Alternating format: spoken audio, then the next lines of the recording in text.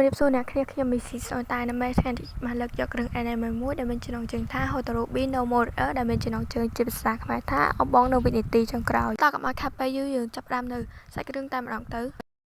មួយប្រពេចភ្នែករដូវក្តៅបានមកដល់ទៀតហើយតួស្រី Hotaru អាយុ6ឆ្នាំមកផ្ទះលោកតាឆ្លងវិស្សមការតែដោយហេតុនាងបង្វេងផ្លូវបានដើរចូលព្រៃភ្នំមួយឮថាព្រៃភ្នំមានព្រៃវិសាជាច្រើនរស់នៅដើម្បីរកចតចេញ Hotaru បានរត់ទៅគ្រប់ទិសទីរហូតអស់កម្លាំងក៏មិនអាចរកឃើញផ្លូវ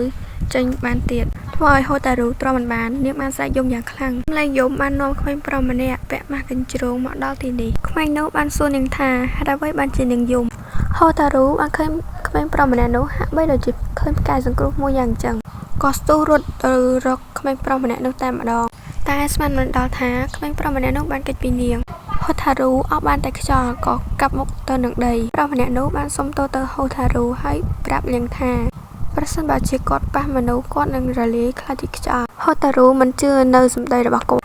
ចឹងហើយនាងខំព្យាយាមដេញចាប់គាត់ជាច្រើនលើកចុងក្រោយបានស៊ីមួយដំបងរបស់គាត់ក្រោយដឹងថាសម្ដីរបស់គាត់ជាការពិតនាងបានសុំទោសយ៉ាងគួរសមទៅគាត់យល់ព្រមនាំនាងចេញពីព្រៃនេះ Hotaru សប្បាយចិត្តពេកនាងក៏ចង់អប់គាត់ទៀតហើយនឹងហើយក៏ជាលទ្ធផលគឺត្រូវស៊ីមួយដំបងទៀតដោយបែបនេះអ្នកទាំងពីរដែលកាន់ឈើបានតម្រង់ចេញពីព្រៃនេះ Hotaru ប្រាប់គាត់ថាស្អែកនាងនឹងយកកាដូអរគុណមកឲ្យមុននឹងចាក់ចេញនាងសួរពីឈ្មោះរបស់គាត់ប្រាប់ថាគាត់មានឈ្មោះថាជីនដែលមិនឆ្ងាយប៉ុន្មាន Hotaru បានជួបនឹងលោកតាដែលកំពុងតែដើររកចៅ Hotaru សួរលោកតាថានៅក្នុងព្រៃនេះពិតជាមានព្រៃផ្សាច់ដែរមែនឬទេលោកតាតបមកវិញថាកាលពីក្មេងគាត់ឧស្សាហ៍ចូលលេងព្រៃនេះណាស់ប៉ុន្តែដូចមិនឃើញមានព្រៃវិសាចអ្វីសោះតែមានក្មេងមួយក្រុមបានចូលរួមពិធីបុណ្យនៅក្នុងព្រៃនេះតាមគាត់ដឹងអ្នកស្រុកភូមិមិនអាចទៅប្រារព្ធពិធីបុណ្យនៅក្នុងព្រៃនេះទេអញ្ចឹងមានតែពិធីបុណ្យនេះគឺជារបស់បិសាចហើយថ្ងៃស្អែក Hotaru គ្រប់ពីសន្យាបានមកដល់ព្រៃនេះម្ដងទៀតជីនពិតជាបានរងចាំនាងមែនជីនបាននាំនាងចូលទៅក្នុងជម្រៅនៃព្រៃទីបំផុត Hotaru បានឃើញបិសាចនៅក្នុងព្រៃនេះមែនពេលនេះនាងដឹងថាបិសាចនោះគឺជាសត្វកញ្ជ្រោងប្រែកាឡាខ្លួនចេញមក Hotaru មិនបានភ័យខ្លាចឡើយប្រែទៅវិញគឺ Hotaru សប្បាយចិត្តទៅវិញហើយក៏ចាប់ផ្ដើមសាសនាជាមួយនឹងជីនដែរពីថ្ងៃនោះមក Hotaru នៅក្នុងព្រៃជារៀងរាល់ថ្ងៃពេលវេលានៅជាមួយជីនទោះបីជារឿងអ្វីដែលមិនគួរឲ្យសប្បាយនិងគួរឲ្យធុញនាងក៏នៅតែសប្បាយចិត្តរីករាយដែរថ្ងៃមួយជាពេលជីនកំពុងដេកលក់ Hotaru លួចដោះម៉ាស់គាត់ចេញបន្តិចម្ដងនៅក្រោមម៉ាស់នោះមានមុខមាត់ស្រស់ស្អាតសង្ហាទន់ភ្លន់រដូវក្តៅបានមកដល់ទីបញ្ចប់ហើយ Hotaru មិនដាច់ចិត្តពីជីនសោះមុនពេលចាក់ចេញជីនសួរទៅនាងថាតើឆ្នាំក្រោយនាងនឹងមកលេងគាត់ទៀតដែរឬទេ Hotaru ឆ្លើយទាំងសប្បាយចិត្តថាពេលនោះមក Hotaru រងចាំរដូវក្តៅមករហូតមួយឆ្នាំកន្លងផុតទៅយ៉ាងលឿនកន្លងមកបិសាចដើមឈើនិងកញ្ជ្រោងបានដាស់តឿនជីនកុំឲ្យនៅក្បែរ Hotaru រហូតពីព្រោះបើសិនបើមិនប្រញាប់ត្រូវបានគេប៉ះជីននឹងរសាត់ទៅរហូតហើយមានថ្ងៃមួយ Hotaru មិនប្រយ័ត្នធ្លាក់ពីលើដើមឈើមកជីនក៏រត់ទៅជួយទ្រនាងប៉ុន្តែជីនបានដកដៃចេញទាន់នាងប្រាប់ជីនទាំងស្រស់ទឹកភ្នែកថាត្រូវតែចងចាំមិនថាមានរឿងអ្វីកើតឡើងក៏ដោយតែខានមិនត្រូវប៉ះខ្ញុំទេប៉ុន្មានឆ្នាំកន្លងផុតទៅទៀតហើយ Hotaru ខ្លះជាសិស្សអនុវិទ្យាល័យប៉ុន្មានឆ្នាំនេះ Hotaru លូតកម្ពស់បន្តិចទេចំណែកជីនវិញបន្តិចក៏មិនប្រែប្រួលដែររក្សារូបរាងនៅក្មេងដដែលត្រឡប់ទៅផ្ទះវិញនិយាយជាមួយនឹងលោកតាបានរំលឹកនាងថារដូវរងាឆ្នាំនេះត្រជាក់ខ្លាំងណាស់អញ្ចឹងហើយមុនរដូវក្តៅបញ្ចប់ Hotaru បានរៀបចំកន្សែងបង្គោលមួយឲ្យទៅជីនរដូវរងាជីនបានពាក់កន្សែងបង្គោលដែល Hotaru ឲ្យអង្គុយនៅក្នុងការគិតរបស់ខ្លួនពេលវេលាឆ្លងផុតទៅយ៉ាងលឿន Hotaru ឡើងវិទ្យាល័យហើយនាងមានកម្រងរៀនចប់និងរកការងារធ្វើនៅទីនេះបែបនេះ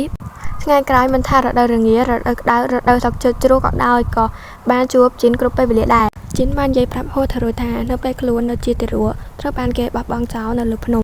ទេវតាភ្នំដែលសារតែអាណិតក្មេងនេះក៏បានប្រាសិលឲ្យទារកនេះមានជីវិតរស់តទៀតចឹងក៏បានន័យថាជីនអាចរស់នៅមកដល់បច្ចុប្បន្ននេះគឺទេវតាភ្នំប្រើវិជាសិលរក្សាជីវិតគាត់ទេប៉ុន្តែបើវិជាសិលមួយនេះប៉ះត្រូវមនុស្សនឹងអស់ប្រសិទ្ធភាពហើយជីនបានប្រាប់ទៅ Hotaru ថាឲ្យផ្លេចខ្លួនក៏មិនអីដែរពីព្រោះខ្លួនប្រាណមួយនេះពិតជាទន់ខ្សោយណាស់ Hotaru កាត់ផ្ដាច់ពីសម្ដីរបស់ជីននាងប្រាប់ជីនថាដាច់ខាតមិនអាចបំភ្លេចនាងបានទេទោះបីដឹងថាគង់នឹងមានថ្ងៃណាមួយអ្នកទាំងពីរនឹងត្រូវបែកគ្នាតែមុននឹងរឿងនេះកើតឡើង Hotaru ចង់នៅក្បែរជីនរហូតរដូវក្តៅជិតបញ្ចប់ហើយជីនណាត់ Hotaru យប់ឡើងទៅចូលរួមពិធីបុណ្យនៅក្នុងព្រៃជាមួយគ្នា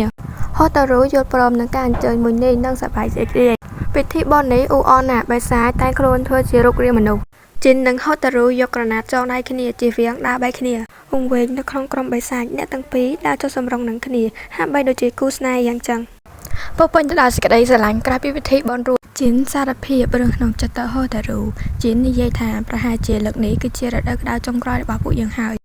ខ្លួនឯងឆ្ងាយឆ្ងាយពីហូតារូម្ដងពិតជាចង់ជ្រែកមេឃទម្លុះដីទៅស្វែងរកនាងណាស់និយាយចប់ជីនយកម៉ាស់ពាក់ទៅលើមុខហូតារូហើយថើបនាងទៅលើម៉ាស់នោះមានក្មេងៗប៉ុន្មាននាក់មិនដឹងលេចចេញមកពីណាទេជីនលោកដៃជួយទប់ក្មេងម្នាក់ដែលរត់បេះនឹងដួលតែនឹកស្មានមិនដល់ថាក្មេងនោះគឺជាមនុស្សលោកសោះតែជីនចាប់ផ្ដើមបញ្ចេញពន្លឺមួយរសាត់ចេញពីឋានមនុស្សលោកបន្តិចម្ដងប៉ុ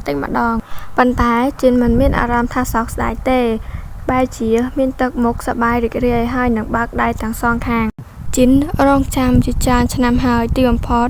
អាចអោបហូតារូបានហើយនេះគឺជាលើកដំបូងដែលពួកគេអោបគ្នាហើយក៏ជាលើកចុងក្រោយដែរហូតារូមិនបានយំទេនាងរត់ទៅអោបជីនយ៉ាងពេញដៃអពុទ្ធហេតុមិនបានកាត់ឡើងទេពន្លឺរសាត់ទៅអស់បន្សល់ទុកនៅខោអាវដែលជាប់ក្លិនរបស់ជីននិងអនុស្សាវរីយ៍រដូវក្តៅជាច្រើនរាប់មិនអស់រឿងបានមកដល់ទីបញ្ចប់ហើយជីនអត់បានរស់ឡើងវិញទេរឿង Hotarubi no Warrior ចេញនៅឆ្នាំ2011បើគិតទៅចេញបាន15ឆ្នាំហើយ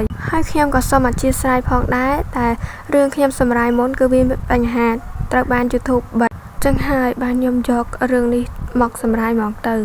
ចឹងវីដេអូមួយនេះគឺមានតែប៉ុណ្្នឹងនោះទេចាំជួបគ្នានៅវីដេអូក្រោយណាបាយបាយ